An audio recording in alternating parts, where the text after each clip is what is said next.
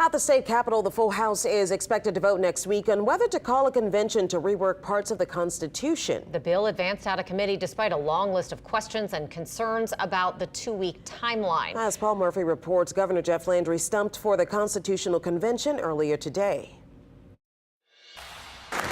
Governor Jeff Landry is using the power of his office to push for a constitutional convention. This is about giving the legislature more tools. Anybody that says that, Governor, you're just trying to consume more power, I am here to tell you all in front of the media that is completely nonsense. Landry said it's about reorganizing, not rewriting the Louisiana Constitution to give lawmakers more flexibility, particularly when it comes to balancing the state budget.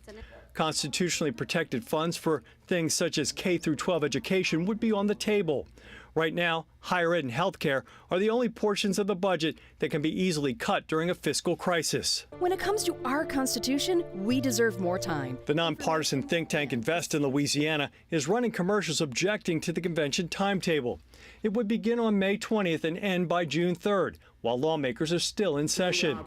2 weeks versus a 3-year process during the last constitutional convention 50 years ago. Certainly, there's a case to be made that we need to clean up and reevaluate some of these things. That process needs to take more than 2 weeks, and the public needs to have some input in this. Too many questions, not enough answers. Senator Royce DePlessis says when you open up the Constitution, you open up Pandora's box.